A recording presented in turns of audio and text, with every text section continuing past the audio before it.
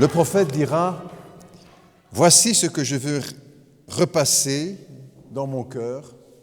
Les bontés de l'Éternel ne sont pas à leur terme, elles se renouvellent chaque matin. » Et c'est avec ces bontés du Seigneur que nous voulons nous saluer les uns les autres ce dimanche matin, vous accueillir, ce dernier dimanche déjà du mois de janvier. Nos jours passent, nos années s'écoulent, mais le Seigneur demeure éternellement. Nous sommes heureux de vous saluer, donc de vous accueillir au nom du Seigneur Jésus. Quelques amis qui sont dans la salle ici, selon les consignes qui nous sont imposées par le gouvernement, bien sûr, mais aussi tous ceux qui nous rejoignent, et ils sont de plus en plus nombreux. Cela nous encourage et nous réjouit, et nous espérons que cela vous apporte, bien sûr, à vous aussi, beaucoup de bonnes choses. Bienvenue en tout cas pour ce dimanche matin. Nous le passerons ensemble dans la communion fraternelle, même si les distances sociales ou ecclésiales sont respectées. Je vous lis encore dans la parole de Dieu quelques versets, un verset où le Seigneur dit à son peuple, à ceux qui l'aiment, « Je connais les projets que j'ai formés sur vous, dit l'Éternel, projets de paix et non de malheur, afin de vous donner un avenir et de l'espérance. » Eh bien, que ces textes soient pour nous en quelque sorte comme une promesse pour cette année dans laquelle nous venons d'entrer, qui ne s'annonce pas trop joyeuse, mais les choses peuvent changer et beaucoup de choses peuvent se transformer, parfois très rapidement. Que ce soit en tout cas le sujet de nos prières. Je veux vous présenter, si vous le permettez, mes vœux, ou en tout cas les vœux de la part de l'Église aussi, des responsables de la communauté, pour cette année nouvelle. Que le Seigneur ait sa paix, sa joie, sa grâce, son pardon et sa bénédiction continuent de nous accompagner tout au long de ces jours. C'est ce que nous demandons ensemble pour les uns et les autres, avec confiance et avec foi.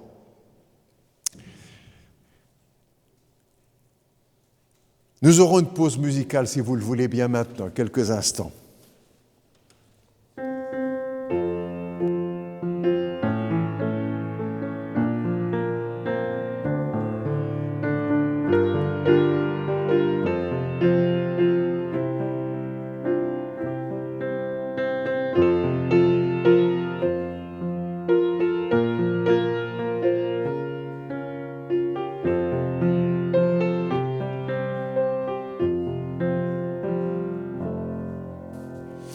Je vous invite à la prière si vous le voulez maintenant, là aussi où vous êtes, dans vos maisons, où vous êtes.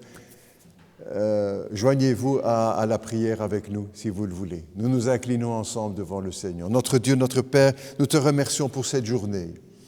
Tu nous donnes la vie, la santé, les forces et la possibilité quand même de partager ensemble un culte, la célébration du nom du Seigneur.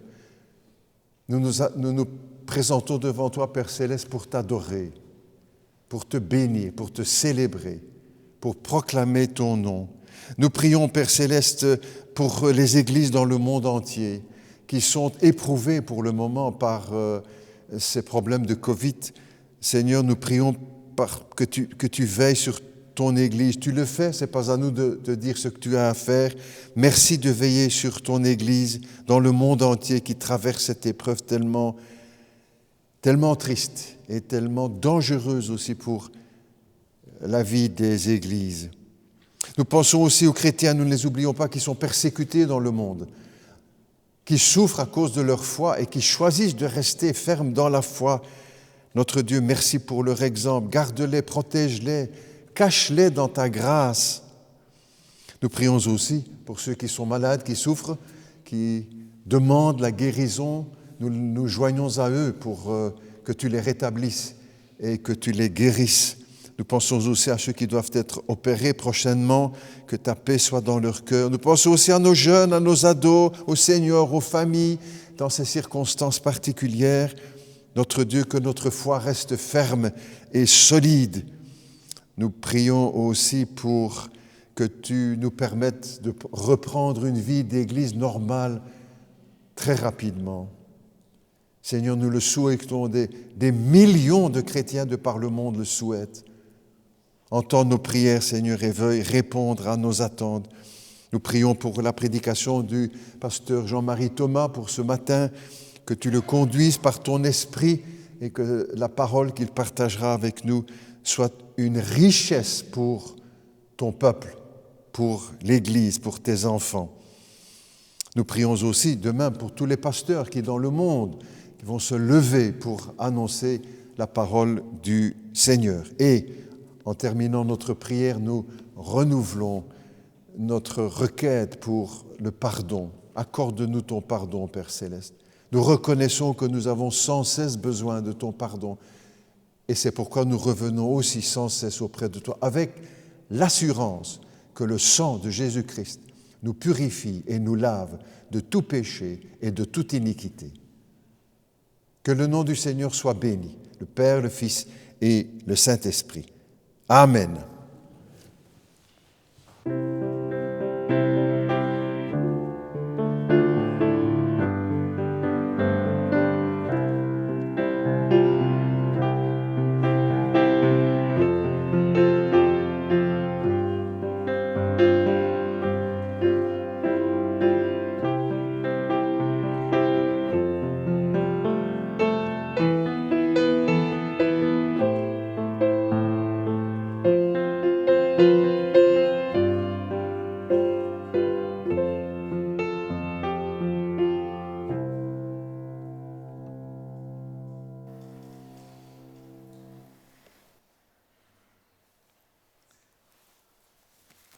Merci.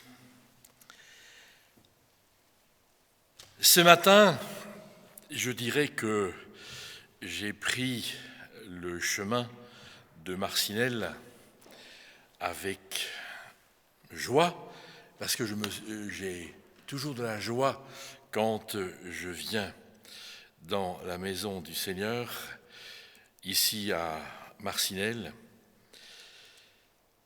Mais c'est quand même dommage que nous soyons contraints par les activités de nous retrouver en si petit nombre. Alors je veux vous saluer, vous tous qui êtes, et vous toutes qui êtes derrière vos écrans, en souhaitant aux uns et aux autres que vous puissiez, là où vous êtes, arrêter vos activités et prendre le temps d'entrer avec nous dans ce moment de culte. Car trop souvent, je l'ai constaté moi-même, nous avons cette facilité de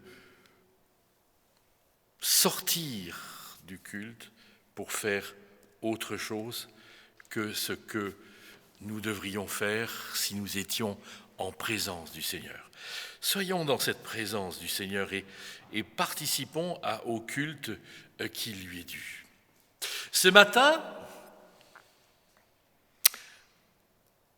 c'est un anachronisme. En quête du bonheur sera notre prédication. C'est un anachronisme parce que ça ne correspond pas à ce que nous vivons pour l'instant, mais est-ce que nous ne sommes pas tous en train de chercher à être heureux? Lorsque, toute cette semaine, nous avons entendu le problème des jeunes, besoin de relations, besoin de contact, besoin. Cette semaine, je lisais aussi dans l'hebdomadaire Le Vif que la génération nouvelle était une génération qui recherchait dans l'astrologie un sens à la vie. Alors il fut un temps où tout ce qui était croyance, foi, machin, bazar, était pris comme de l'occultisme. aujourd'hui, parce que notre société est en problème, parce que nous sommes en problème de sens, parce que nous ne savons pas où nous allons, parce que nous ne connaissons pas l'avenir, parce que, nous en sommes arrivés à retourner à ce qui est, pour moi, de l'occultisme. Aujourd'hui, nous voudrions pouvoir réfléchir sur une parole de vie, une parole qui a traversé les siècles et une parole qui est arrivée jusqu'à moi un jour dans ma vie, à transformer ma façon de vivre, ma façon de... Moi, j'étais incroyant, enfin si, je croyais à ce que Dieu n'existait pas. Non, cette foi est arrivée en moi et aujourd'hui, je veux encore vous la proclamer. Nous avons des enfants, nous avons des petits-enfants, nous avons des projets encore. Et on ne va pas s'arrêter à ce que nous entendons aujourd'hui par rapport à l'avenir. Alors, en fait, je vous ai parlé de la semaine dernière, mais lorsque nous entendons cette phrase, cette vie est une vie de M, 3 petits points de suspension, parce que moi je suis d'une génération où on ne disait pas les choses grossièrement, donc on disait M. Mon père, ce héros au sourire si doux, disait et prolongeait cette pensée en disant « La vie est une tartine de qu'il faut manger jusqu'au bout ». Alors effectivement, leur vie n'a pas été une vie très facile, ça n'a pas été un long fleuve tranquille, mais qui a déjà vécu une vie comme un long fleuve tranquille? Alors que faut-il penser de cela, de ces pensées? Est-ce qu'à certains moments, mes sentiments ne me pousseraient pas à en dire autant dans les moments d'émotion, d'énervement, par rapport à ce qui vient et ce qui contrarie mon projet de vie? Est-ce que je ne suis pas prêt à entrer dans cette même pensée? Mais alors, si mes pensées sont réelles, si mes sentiments qui me traversent sont vrais, alors il y a quelque chose qui me pose problème. Si nous voyons, entendons, partageons tout abonde dans le même sens, il y a un problème fondamental dans ce qui me traverse. Car en fait, quand nous allons confesser que, oui, notre vie, elle est en gros problème,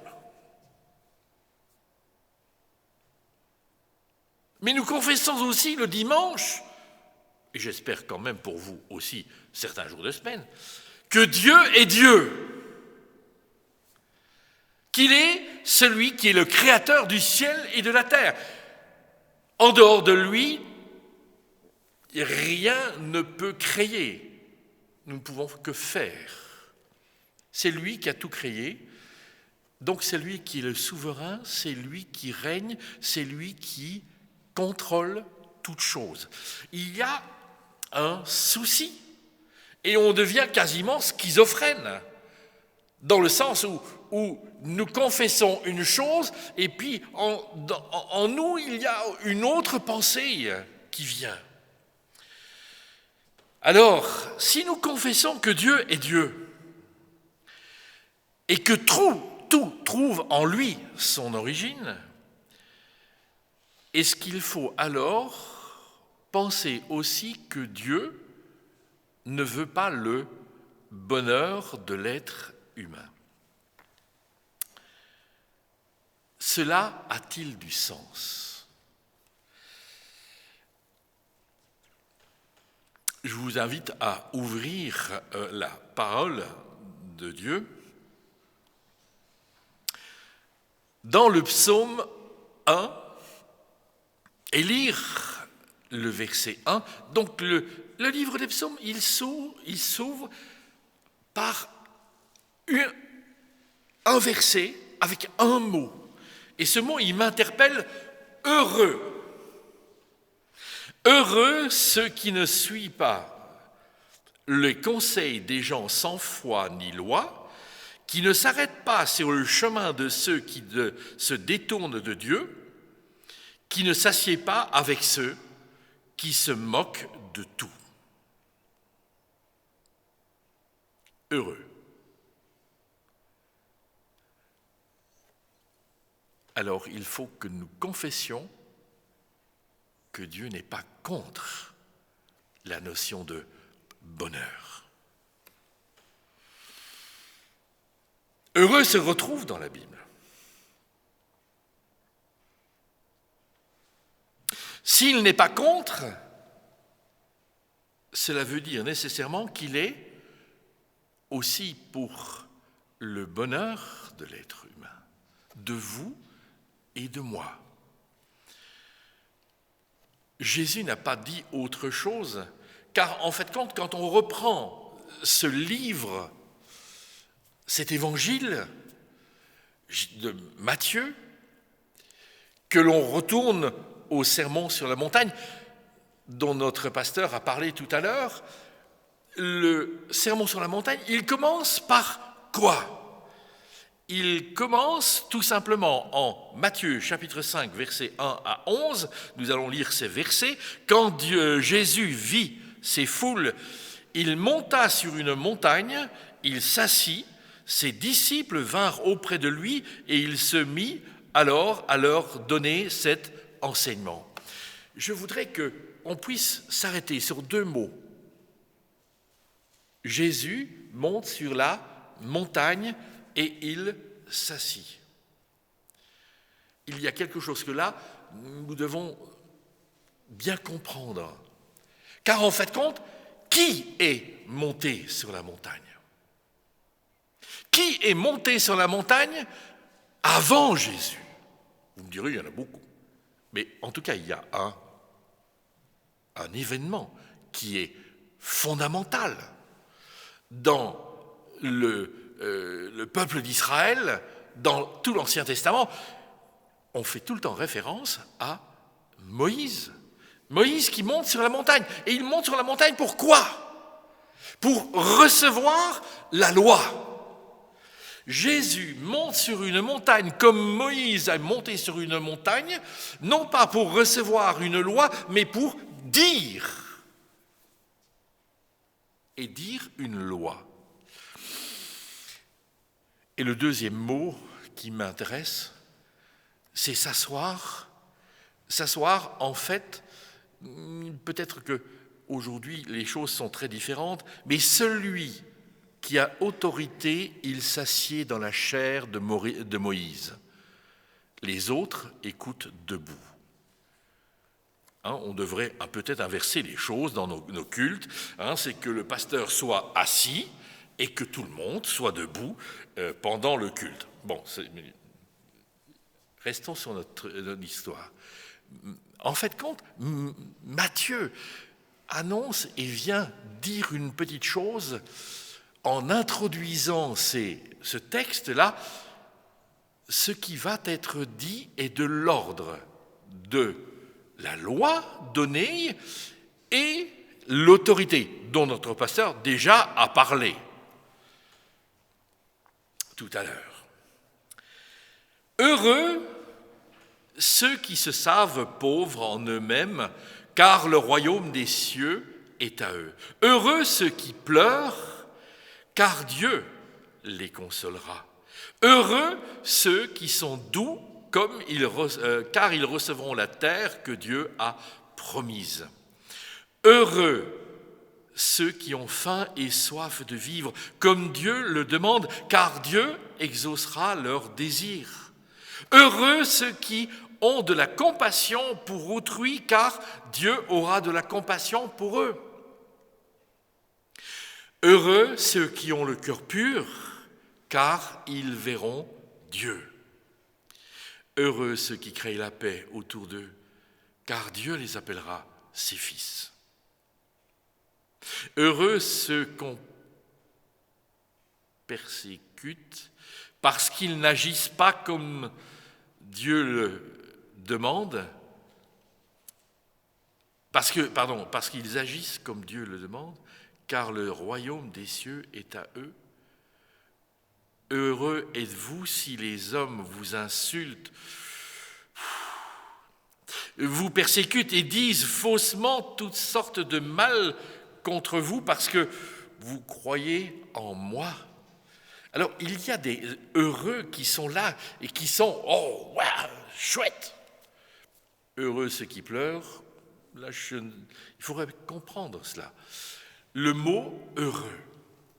Le mot « heureux » est pour nous quelque chose qui a une connotation, qui dit des choses dans notre vie.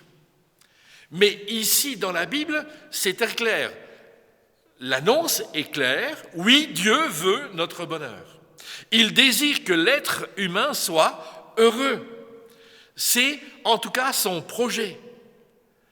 Et notre pasteur nous l'a dit en entrée. Pourtant, on ne s'était pas concerté. Jérémie, chapitre 29, verset 11, nous dit quoi ? « Car moi, le Seigneur, je sais bien quel projet je forme pour vous.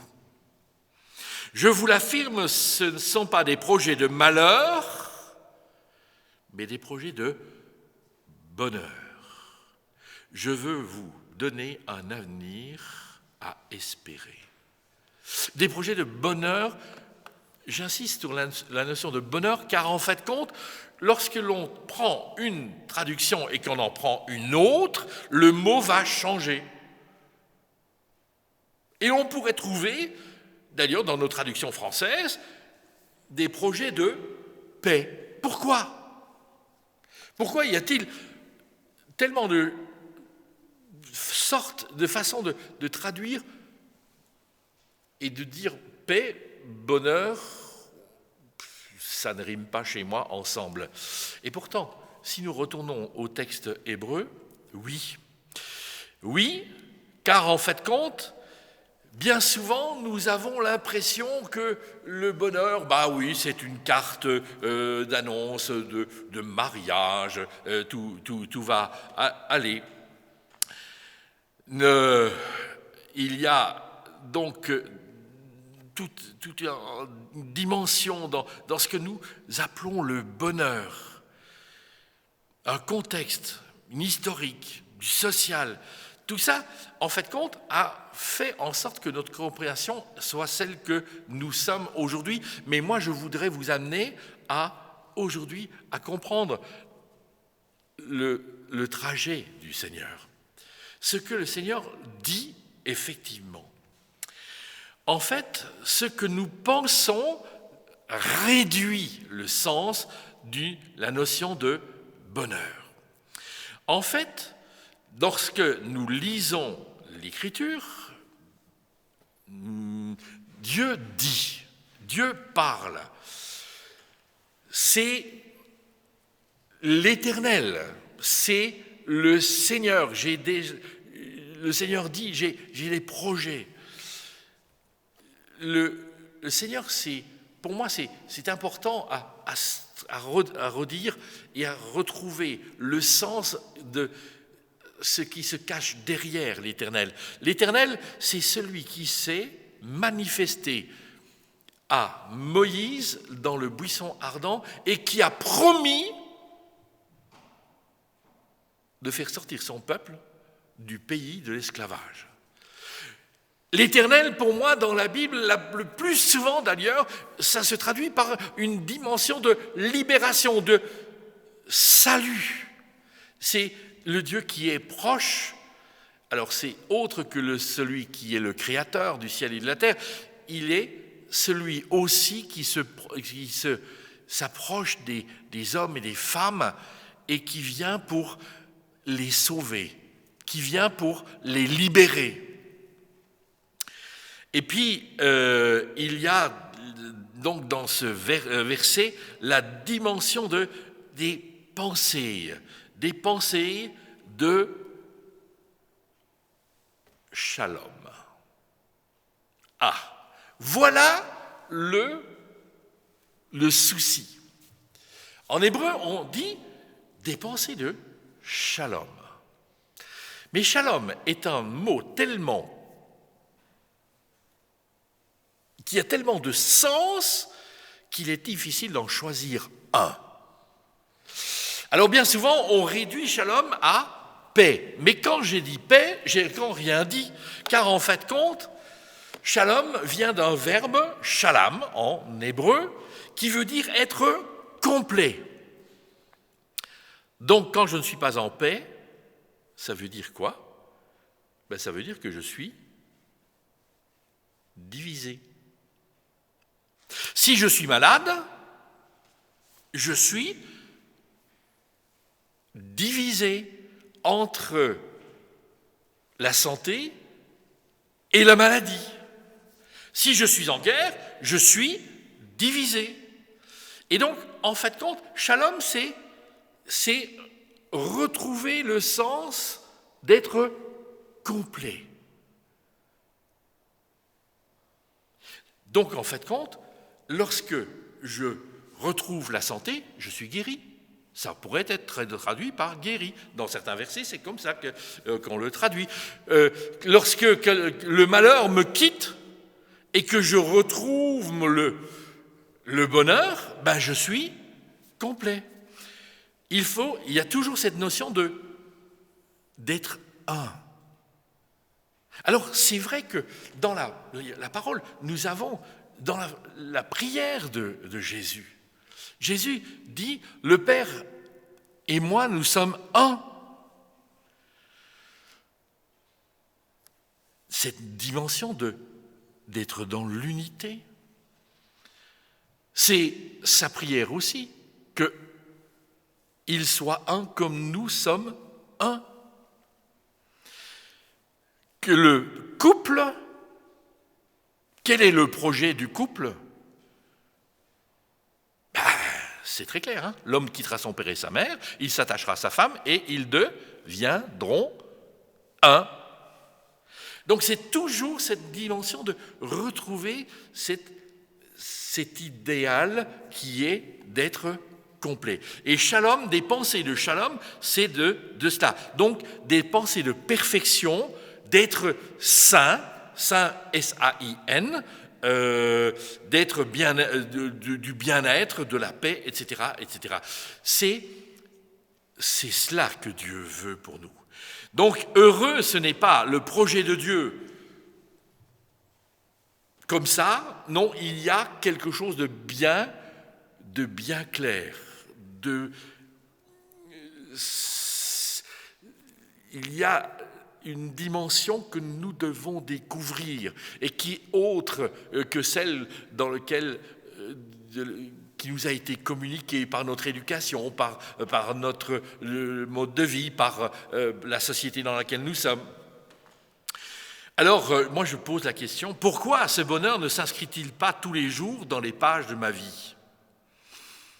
Ah oui, ça si je pouvais surfer sur la vague tous les jours, mais voilà, comme je l'ai dit tout à l'heure, notre vie n'est pas un long fleuve tranquille. Notre quête du bonheur remonte au temps ancien. Il faut remonter jusqu'au Jardin d'Éden.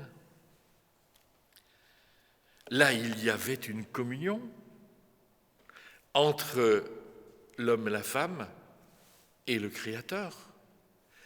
Notre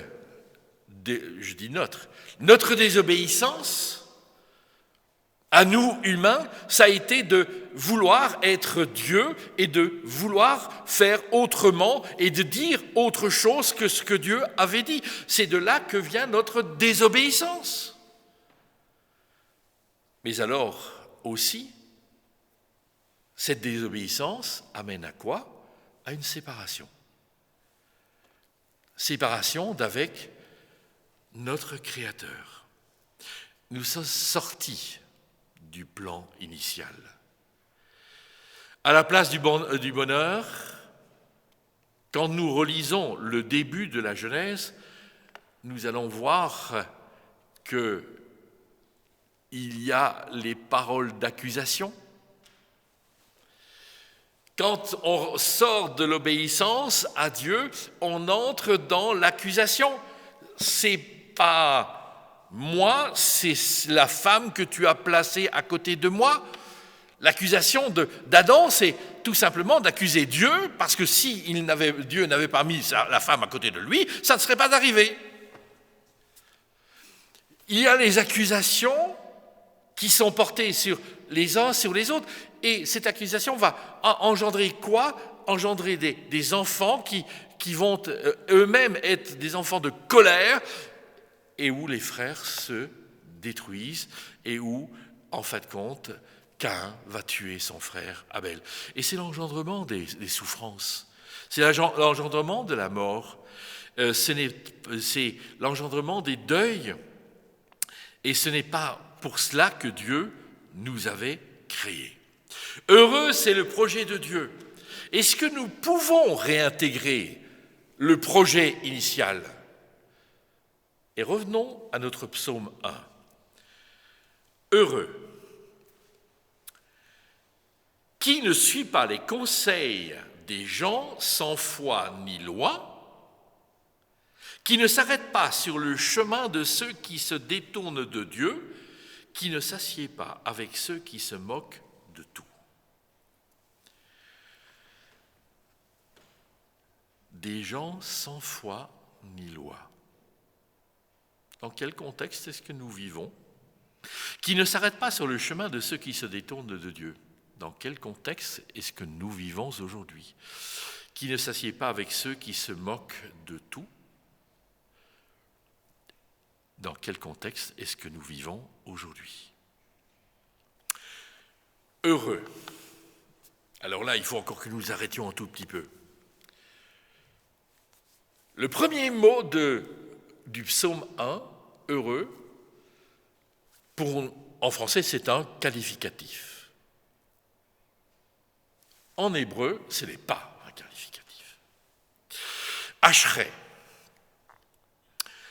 C'est un nom pluriel, un état construit, donc on est heureux d'eux. Donc il faudrait plutôt traduire qu'il y a des heureux. Et heureux vient d'une racine hébraïque, achar. Ouf. Quand je regarde le sens du verbe achar, c'est marcher, guider, être guidé. Lorsque dans Proverbes chapitre 9, verset 6, il est dit « Abandonnez la niaiserie et vous vivrez, puis marchez dans la voie de l'intelligence », c'est le même verbe qui est utilisé. Achar, c'est se déplacer, c'est se mettre en marche. En Ésaïe chapitre 1, verset 19, il nous dit ceci: « Apprenez à faire le bien, recherchez le droit, ramenez l'oppresseur. » Ramener, c'est cette marche, cette démarche. Ramenez l'oppresseur dans le bon chemin, faites droit à l'orphelin, défendez la veuve. En fait compte, Achar nous amène à dire qu'il y a des progressions, qu'il y a des choses à vivre. Marcher, donc, se guider, mais aussi estimer être heureux. Ça, c'est le verbe achar. Et notamment dans la Genèse, au chapitre 30 et au verset 13, voici ce que je lis. Léa dit, Léa, première épouse de Jacob, « Quel bonheur pour moi, les filles me déclareront heureuse. » Pourquoi? Parce qu'elle vient d'avoir son 4e enfant. Et que pour elle, il n'y en aura aucune des autres femmes et concubines qui en auront autant qu'elle. Bon, ça c'est une pensée tout à fait du judaïsme. Et elle l'appela, le quatrième, elle l'appela du nom de Azer. Asher, Azer, bonheur.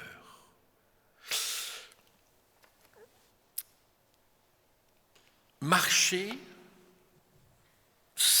être guidé, estimer être heureux, ça, c'est quand même problématique quand nous, on le traduit par heureux. C'est ce qui fait que quelqu'un qui prend des largesses avec la tradition habituelle, André Chouraki, comment est-ce qu'il traduit le psaume 1 dans sa Bible? En marche. Bon. Pourquoi est-ce que, si vous faites la comparaison entre les deux psaumes, vous dites, mais il est allé chercher ça où? Eh bien, il est allé chercher ça simplement dans la signification du mot achéré, qui vient d'un verbe achar, en marche. Alors, excusez-moi, mais si je comprends bien les choses, estimer être heureux, marcher, se guider, eh bien, il faut commencer par s'estimer heureux pour se mettre en marche et pour être guidé ou se laisser guider.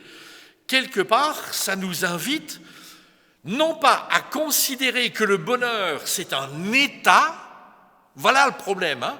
Nous croyons que le bonheur est un état, bouffe, ça nous tombe dessus. Oh, comme on disait dans le borinage, hein, parce que j'ai fait quelques années dans le borinage, et simines, un état, oh, je suis heureux. Eh bien, être heureux, ce n'est pas un état. Être heureux, c'est une démarche. C'est une démarche. C'est tout autre chose. Dans la notion d'être heureux, il y a une notion de dynamique.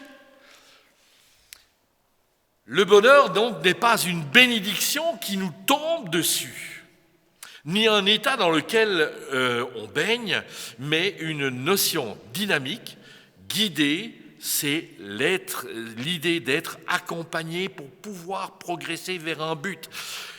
Voilà la dimension de être heureux.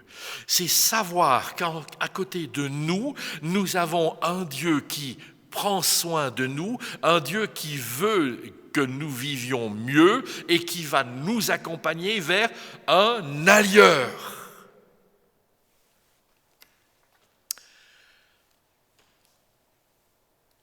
Heureux qui ne suit pas les conseils des gens sans foi ni loi, qui ne s'arrête pas sur le chemin de ceux qui se détournent de Dieu, qui ne s'assied pas avec ceux qui se moquent de tout.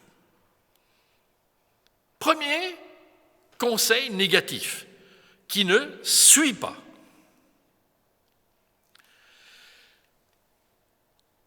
Alors moi je vous pose la question aujourd'hui, je ne regarde pas le pasteur, mais je regarde les uns et les autres et je regarde les caméras. Quel est ton guide? Quel est ton guide aujourd'hui? Qu'est-ce qui guide tes pensées? Le deuxième verbe négatif du psaume, c'est « ne s'arrête pas ». S'arrêter, c'est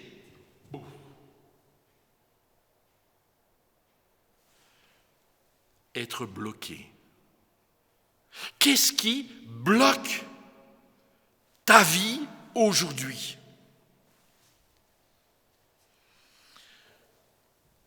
Qui ne s'assied pas.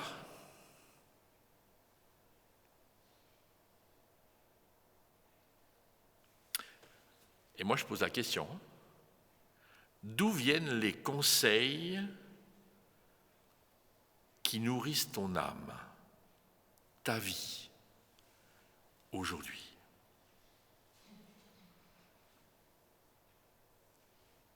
D'où viennent les conseils qui nourrissent ton âme? Stupéfait cette semaine-ci dans un entretien, un médecin qui me dit qu'est-ce que la Bible dit par rapport au Covid-19 ? Ouf ! Et moi je lui dis, mais attends, c'est à moi que tu poses cette question-là ? Oui, qui dit, parce que je me pose des questions, faut-il être vacciné ou pas ? C'est à moi que tu poses ces questions. Une dame qui prend contact avec moi et qui me dit « Je ne sais plus où j'en suis. Mon métier, c'est de conseiller les gens. Je ne trouve plus à les conseiller. Est-ce que vous pourriez me parler et me dire ?» Et je dis « Oui, mais vous savez, moi je suis pasteur. Tout ce que je peux vous dire, c'est un conseil qui vient de la Bible. Je ne vais pas vous parler au niveau de la philosophie, mais justement, j'ai besoin de vous entendre. D'où viennent les conseils qui nourrissent ton âme, qui nourrissent ta vie ? Boris Cyrulnik, que vous connaissez peut-être de nom, c'est un homme qui a maintenant 80 ans et plus. C'est un Français qui est juif, qui a été un rescapé des camps de la mort, qui est pédopsychiatre à Bordeaux aujourd'hui et qui a été nommé par le président Macron comme responsable et président de la réflexion sur les 0 à 3 ans en crise de pandémie. Boris Cyrulnik dit ceci: « Si vous voulez être heureux, ne cherchez pas à fuir le malheur à tout prix, mais cherchez comment et avec qui vous allez pouvoir surmonter le malheur. » Alors moi j'aime bien cette phrase. Cherchez comment et avec qui. Mais le psaume 1, moi il me parle, il me dit, verset suivant, « Qui trouve son plaisir dans la loi du Seigneur et qui redit sa loi jour et nuit. » Bon, la loi, ouais, mais on en a marre de la loi. Il y a toujours des lois, il faut. On doit, on est obligé, on est contraint, il y a toutes sortes de lois. C'est une très mauvaise traduction, une très mauvaise compréhension du mot de Torah en hébreu. Torah, ça veut dire une loi, un énoncé, une directive. Torah vient d'un verbe tavar, qui en fait compte veut dire explorer, chercher, préparer, ouvrir un chemin. Comprenez pourquoi Jésus dit « Je suis le chemin, la vérité et la vie ». Je suis le chemin. La loi, c'est ce qui nous permet de pouvoir entrer dans une démarche et être guidé. Qui trouve son plaisir dans la loi du Seigneur et qui redit sa loi jour et nuit. Redire, agag. C'est le verbe en hébreu. Murmurer, gémir. Si vous regardez dans Ésaïe chapitre 38, verset 14, vous allez avoir le cri de la colombe. Mais attention, le lion aussi rugit et c'est le même verbe.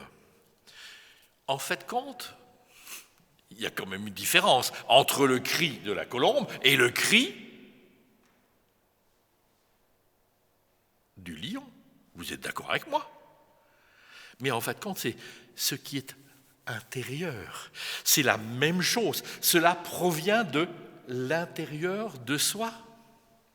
Donc, en quelque sorte, Agag, c'est parler en soi-même. Et c'est le même verbe que vous allez retrouver dans un verset que tout le monde connaît. Josué, chapitre 1, verset 8. Qui rumine, qui parle en soi-même, qui rumine la loi. C'est cette rumination, n'est-ce pas, qui est intérieure comme Josué. C'est le même verbe qui se retrouve, qui trouve son plaisir dans la loi du Seigneur et qui redit sa loi jour et nuit. Mais il y a murmuré et murmuré.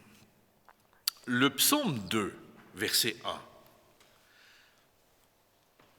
Pourquoi les nations s'agitent-elles ? Et les peuples ont-ils de vaines pensées ? Les vaines pensées, c'est des pensées de mort.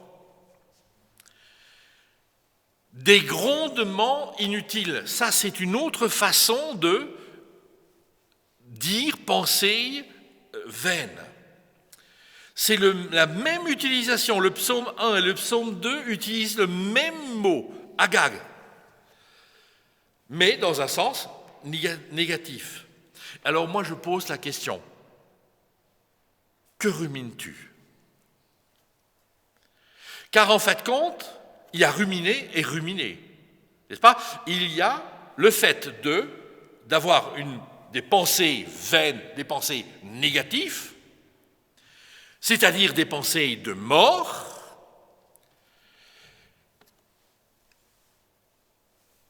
mon cerveau, à certains... je ne sais pas vous, moi, à certains moments, mon cerveau, c'est plein de films.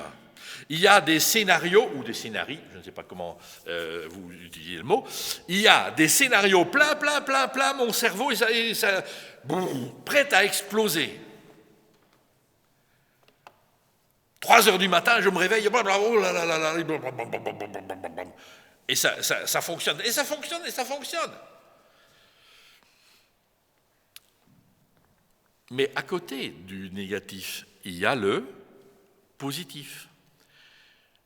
Il y a des paroles qui te conduisent de la nuit dans sa présence. Souvenez-vous de Luc chapitre 24.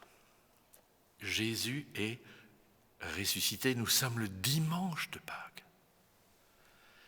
Et il y a 2 hommes, 2 disciples qui sont en train de repartir. Ils repartent en arrière. Ils repartent chez eux.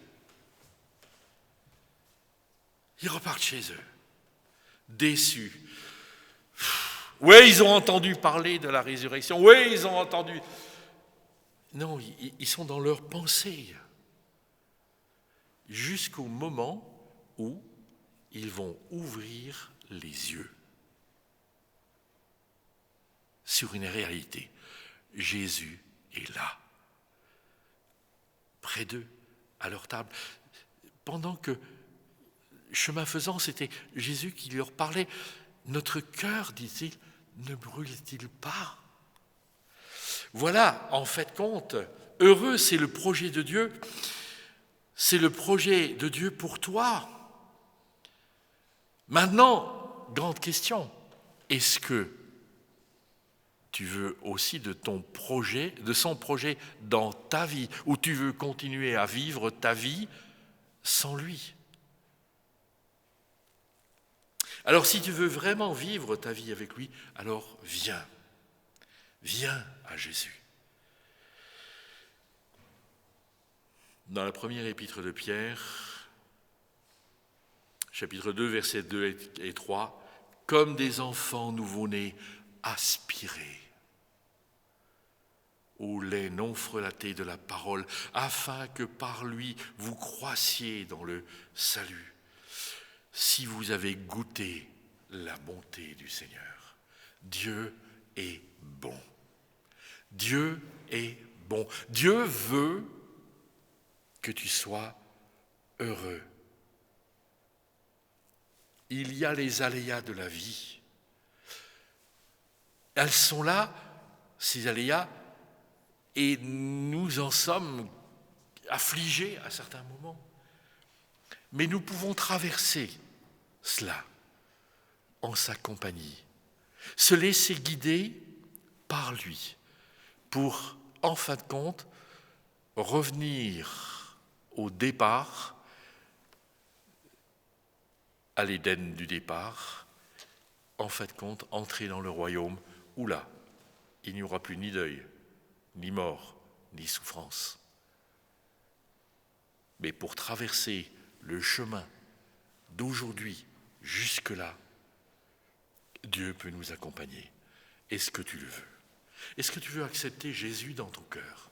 Est-ce que tu veux accepter ce Seigneur qui a fait le chemin pour venir nous retrouver, pour nous conduire vers un ailleurs, son ailleurs, le royaume de Dieu? Est-ce que tu veux l'accepter dans ta vie? Et si tu as accepté Jésus dans ta vie et que en fin de compte, les problèmes de ce monde ont été tellement insurmontables qu'ils t'ont éloigné de lui, reviens. Dieu ne refuse pas. Dieu ne sait quand je tombe. Le problème, c'est de rester à terre. Dieu veut que tu te relèves. Alors viens à lui. Nous prions ensemble. Seigneur, merci de ce que ton projet d'amour pour nous est un projet qui traverse les siècles. Merci de ce que, aujourd'hui encore, Seigneur, tu veux nous communiquer ce bonheur d'être un avec toi et de pouvoir faire un et d'être dans cette communion avec toi. Seigneur, que ta parole puisse vraiment enrichir encore ma réflexion, que je ne sois pas guidé par tout ce qui se dit et qui sera de contraire la semaine suivante. Toutes ces paroles que nous entendons et qui nous privent d'un avenir parce que on ne sait pas, on est dans l'insécurité, parce qu'on ne sait plus à qui se fier. Seigneur, toi, tu es le même. Et c'est l'expérience que nous avons faite, ma femme et moi. Au travers des difficultés de la vie, tu nous as suivis, accompagnés, guidés, éclairés. Aujourd'hui, nous sommes de ceux qui sommes heureux de te connaître. Père, conduis les uns et les autres. Révèle-toi davantage encore aux uns et aux autres. Seigneur, viens rechercher là où ils sont, ceux qui sont en difficulté, conduis-les plus loin. Seigneur, entends les aspirations des cœurs qui se tournent vers toi et qui t'appellent. Merci de répondre à leur invitation. Seigneur, prends soin de ton peuple. Prends soin de nous, Seigneur. Prends soin de ton Église ici à Marcinelle. Prends soin des responsables. Seigneur, que ton nom soit béni et glorifié. Notre prière, nous te l'avons dite, dans le nom de Jésus. Amen.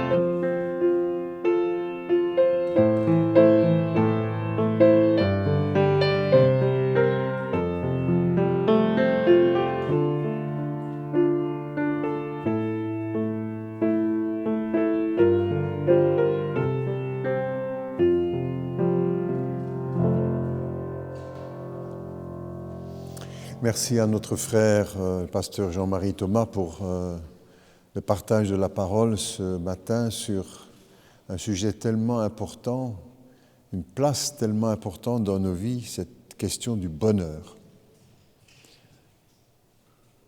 Jésus a beaucoup parlé du bonheur.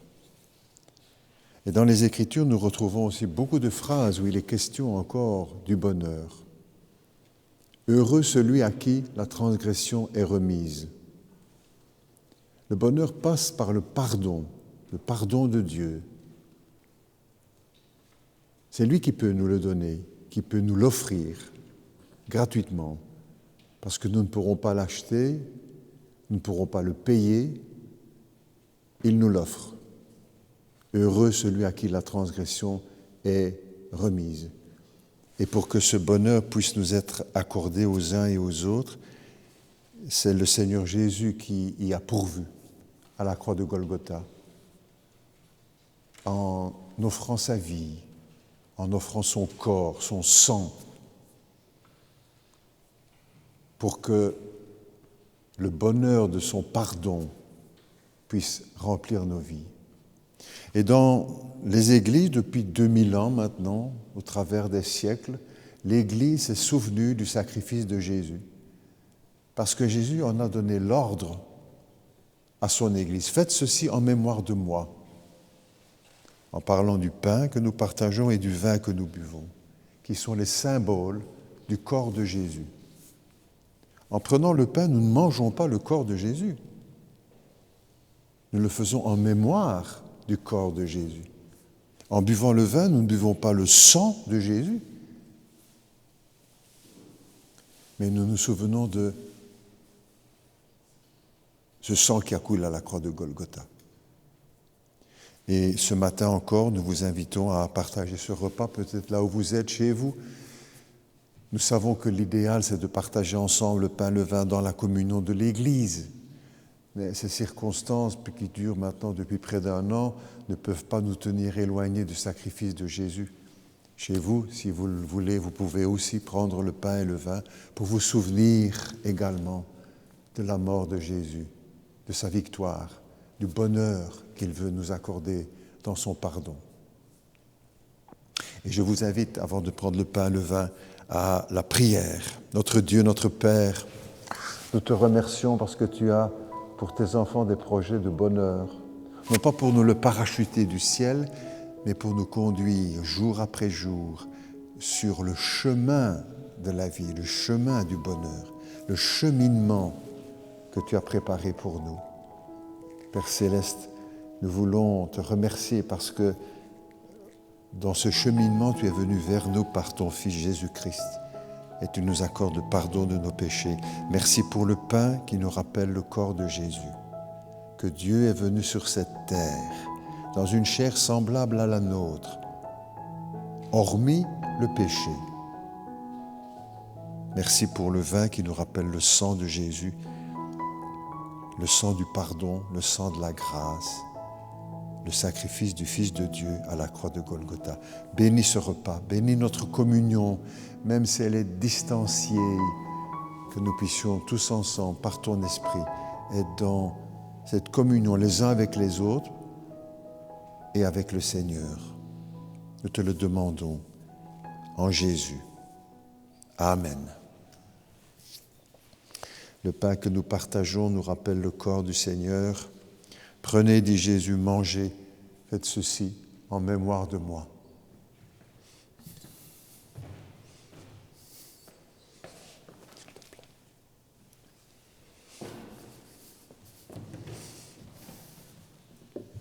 Prenez, dit Jésus, mangez, ceci est mon corps. Il est rompu pour vous. Faites ceci en mémoire de moi.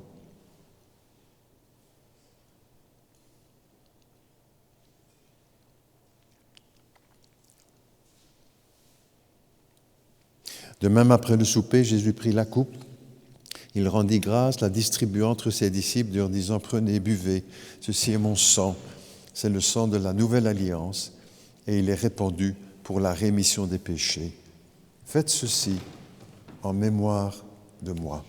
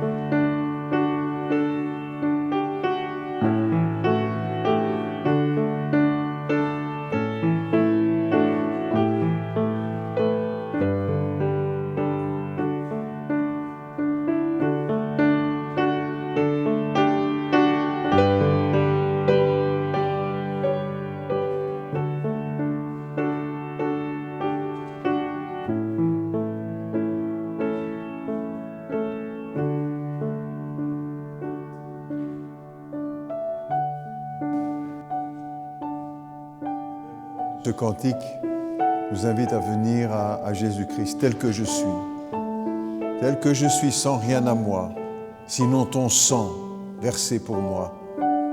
Agneau de Dieu, je viens à toi.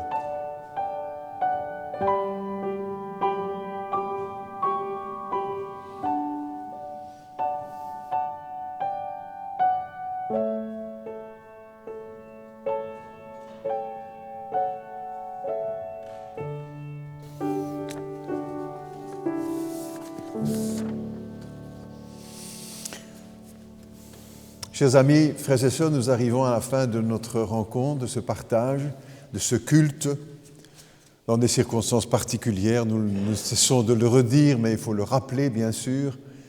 Mais en tout cas, aussi en remerciant le Seigneur qui nous permet de vivre malgré tout ces moments ensemble.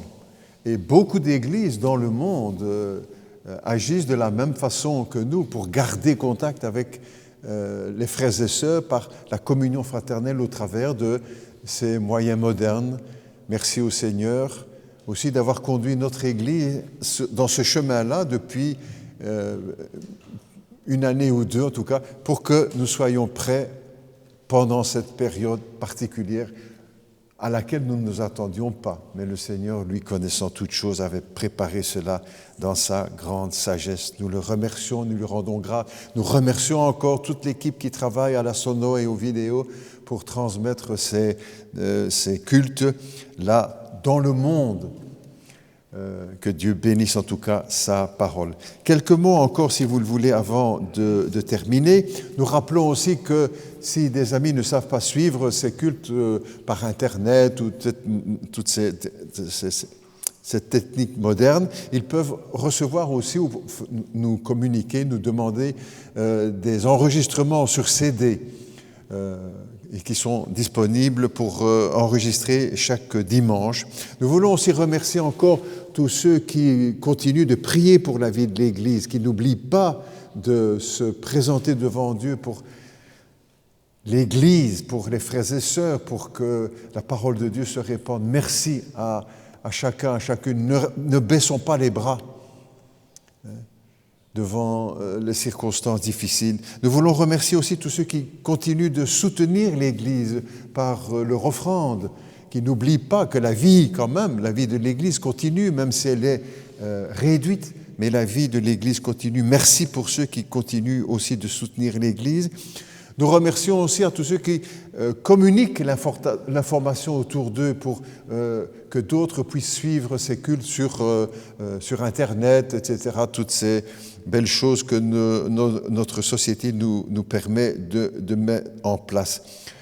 Merci bien aussi. Nous avons aussi proposé depuis plusieurs dimanches que ceux et celles qui le souhaitent ou décideraient de recevoir, distribuer dans leur quartier, qui souhaiteraient distribuer trop vite, toute une série de traités. Voilà, dans les quartiers, il y a des plus petits sachets, d'autres qui sont un peu plus grands. Voilà, ceux qui le souhaitent, ils peuvent prendre contact et ils passent à l'église le chercher et ils distribuent dans leur quartier, là où ils sont, là où ils le souhaitent. Nous avons dû refaire d'ailleurs préparer de nouveaux sachets pour que plusieurs puissent distribuer dans leur quartier. Merci au Seigneur pour ce projet aussi, toujours à cause des circonstances particulières dans lesquelles nous sommes maintenant. Nous allons nous séparer. Nous voulons encore vous remettre les salutations du Seigneur, la salutation fraternelle des uns aux autres. Que le Seigneur soit notre force et notre joie et que nous puissions être ensemble, même si nous sommes dispersés, nous sommes ensemble unis par l'Esprit de Dieu et l'amour du Seigneur Jésus. Ensemble, nous sommes tous plus forts. C'est ce que nous lisons, nous entendons sur les paroles de la musique que nous entendons maintenant, en nous séparant. Que Dieu vous bénisse, que nous garde et renouvelle nos forces. Au nom de Jésus. Amen.